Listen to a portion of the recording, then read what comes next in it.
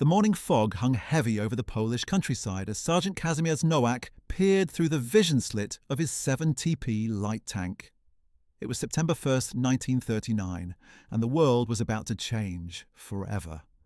The 7TP, Poland's most modern tank, was a decent machine for its time, armed with a 37,000 Bofors gun and protected by 17 mm of armour. But what rolled toward them from the west was something Poland had never anticipated. Through the mist came the distinctive growl of German armour. Panzer I and two tanks, the backbone of the early Wehrmacht Panzer divisions, advanced in coordinated formations. The Panzer I was barely a tank by later standards, armed only with two 7.92 machine guns and carrying just 13 mm of armour. The Panzer II was slightly better, mounting a 20mm autocannon. Neither was particularly impressive on paper, but the Germans had something Poland lacked: doctrine, coordination, and overwhelming numbers.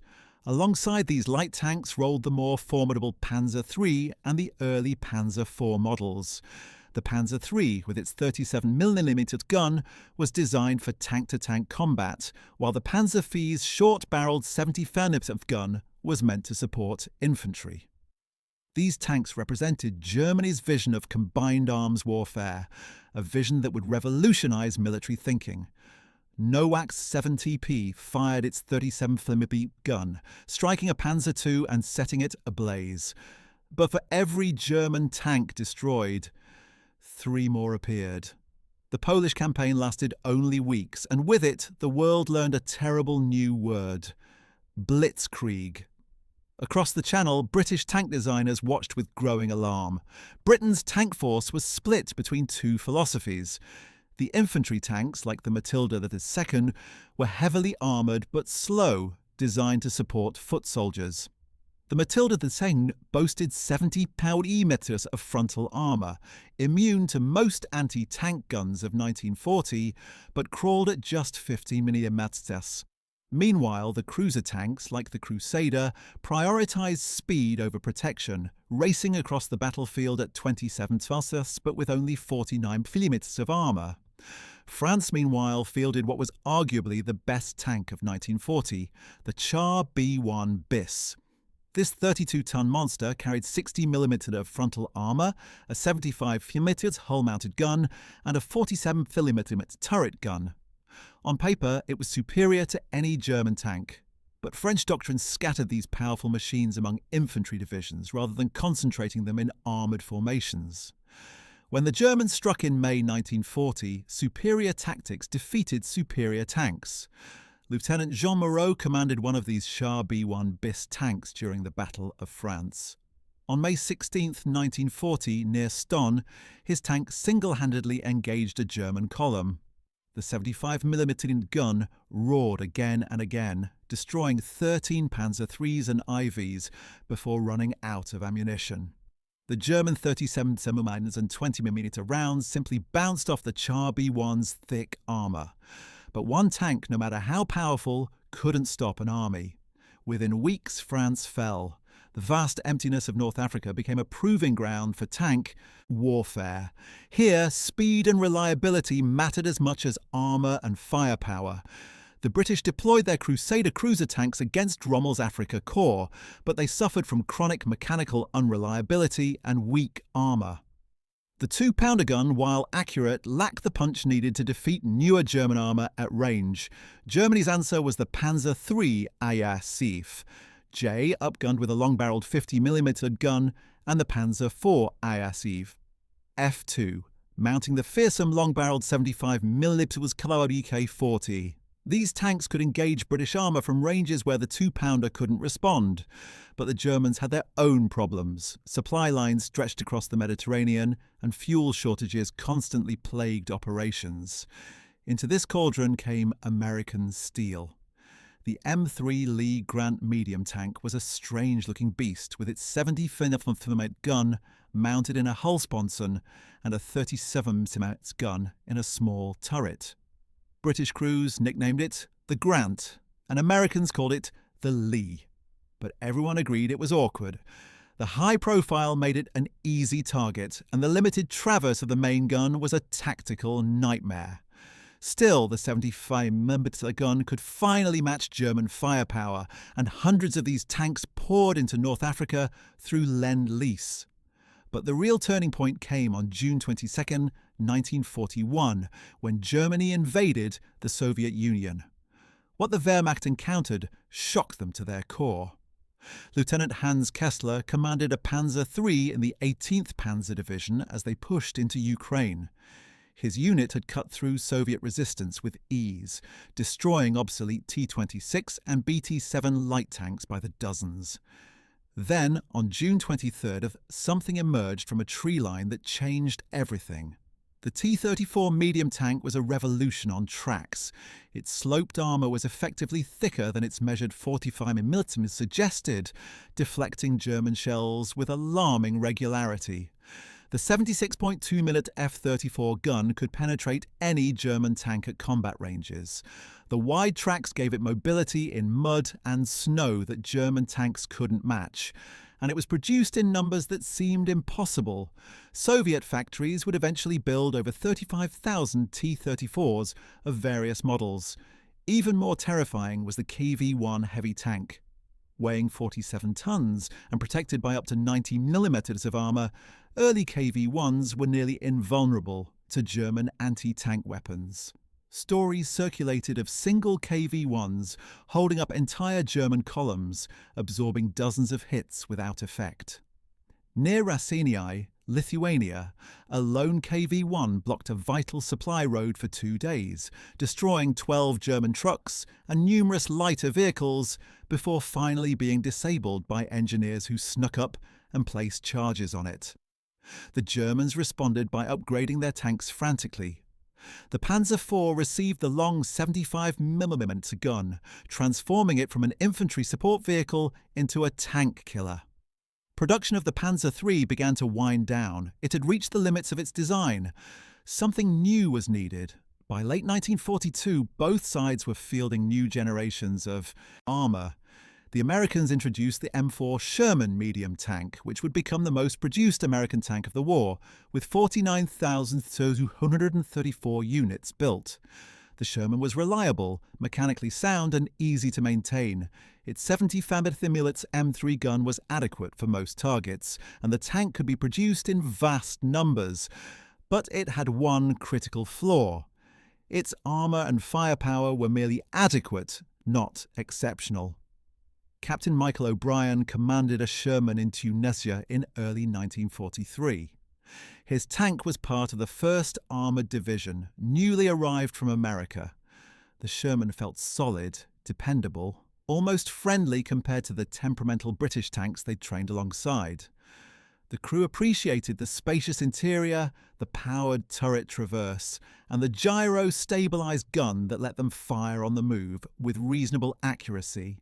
But on February 14, 1943, at the Battle of Sidi Bouzid, O'Brien's confidence shattered along with his worldview. Through his periscope, he saw something that seemed to belong to a different war entirely. The Tiger heavy tank was a monster. Weighing 57 tons and armoured with up to 100mm of frontal plate, it was protected against everything the Allies could field. The ATT Pilotomtom Tu-36 gun, derived from the legendary Flak 88 anti-aircraft gun, could destroy a Sherman at ranges exceeding 2,000 metres. A Sherman's 75mm gun couldn't penetrate the Tiger's frontal armour even at point-blank range. O'Brien watched in horror as Tigers destroyed 6 Shermans in as many minutes. His own tank fired 3 rounds that simply bounced off before a return shot turned his Sherman into a funeral pyre. O'Brien escaped with burns and a new understanding. The Sherman was outclassed. Germany also introduced the Panther medium tank in mid-1943. Influenced by the T-34's design, the Panther featured excellent sloped armour, a powerful 70mm WK 42 L70 gun that could penetrate any Allied tank at extreme ranges, and good mobility for its 45-ton weight. Many historians consider it the best overall tank design of the war. But early Panthers suffered from transmission problems, and German industry could never produce them in the numbers needed. The Soviets, meanwhile, weren't standing still. The T-34-85 appeared in 1944, mounting an 85mm gun in a larger three-man turret. While still not equal to the Panther or Tiger, it was much more effective than the original T-34-76. More importantly, Soviet factories could produce T-34-85s by the thousands, while German Panther production struggled to reach hundreds per month. The tank war escalated to absurd proportions. Germany introduced the King Tiger, Tiger II, in 1944, a 70-ton behemoth with 150mm of frontal armour and an 88mm 43L71 gun that could destroy any Allied tank at almost any range. It was nearly invincible from the front. It was also mechanically unreliable, fuel-hungry, and produced in small numbers due to Germany's collapsing industrial capacity. Only 499 were built. Even more extreme was the Jagdpanther tank destroyer, mounting a 128mm gun on a Tiger II chassis. At 75 tons, it was the heaviest armoured vehicle to see combat in World War II. But by this point, Germany was losing the war not because of tank quality, but because of overwhelming Allied numbers and air superiority. The British developed their own heavy tanks. The Churchill infantry tank, with its heavy armour and reliable engine, proved excellent in Italy's mountainous terrain. The Churchill Crocodile variant, equipped with a flamethrower, became legendary for clearing fortifications. Late in the war, the Comet cruiser tank finally gave Britain a medium tank that could challenge German armour with its 70mm high-velocity gun. Lieutenant Dmitry Volkov commanded a Soviet IS-2 heavy tank during the drive toward Berlin in 1945. The IS-2, Iosif Stalin II, mounted a massive 122mm gun that could destroy even a King Tiger with a well-placed shot. At 46 tons, it was lighter than German heavy tanks, but heavily armed and well armoured. More importantly, Soviet industry could actually produce them. 3,154 IS-2s were built. On April 16, 1945, Volkov's IS-2 was part of the assault across the Seelow Heights, the last major obstacle before Berlin. German resistance included dug-in King Tigers and Panthers. The battle was brutal. Volkov's IS-2 took 3 hits from a Panther, but the armour held. His gunner carefully aimed the 122mm gun and fired.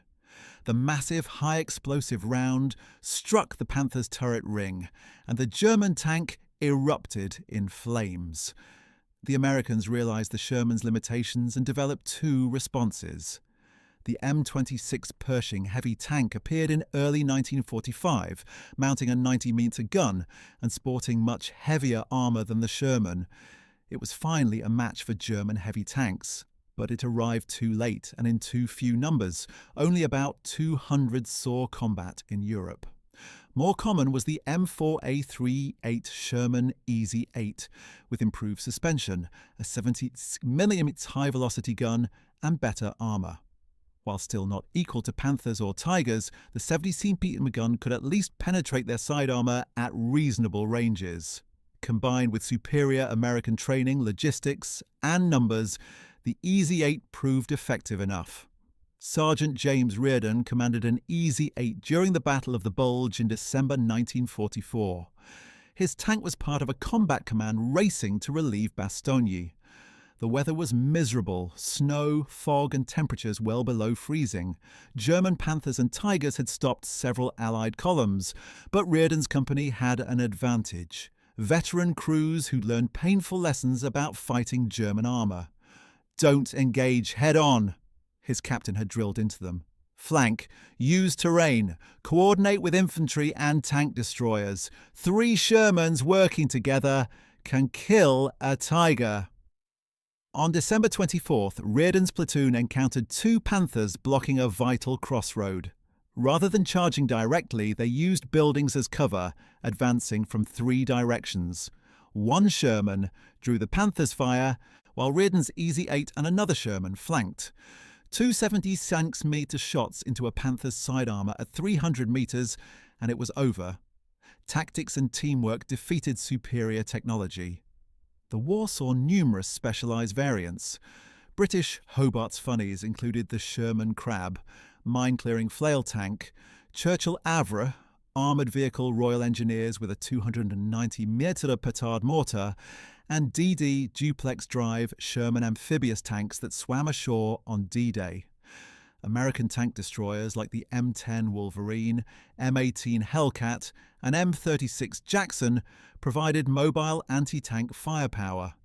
The M18 Hellcat could reach 55-ton EPS, making it one of the fastest tracked armoured vehicles of the war. Its 70 gun and speed allowed hit-and-run tactics against heavier German armour. German tank destroyers included the StuG 3 assault gun, the most produced German armoured vehicle with over 10,000 built, the Jagdpanther, mounting the Panther's gun on a casemate chassis, and the Ferdinand Elephant, a 65-ton mobile fortress with 200 huge mm of frontal armour and an 80 mm gun. The Soviets fielded the Su-85, Su-100 and Isu-152 tank destroyers and assault guns. The Isu-152, nicknamed Zveroboy, Beast Hunter, mounted a 152mm gun that could destroy any German tank with a single hit, if it hit. The massive high-explosive shells were primarily intended for bunker busting, but proved terrifying against armour. Japan's tank development lagged behind other nations. The Type 97 Chiha medium tank, Japan's most common tank, carried only 25mm of armour and a low-velocity 47mm gun, inadequate against American Sherman tanks, but sufficient for the jungle warfare and infantry support that characterized the Pacific Theatre. The Type 95 Heigo light tank was even lighter.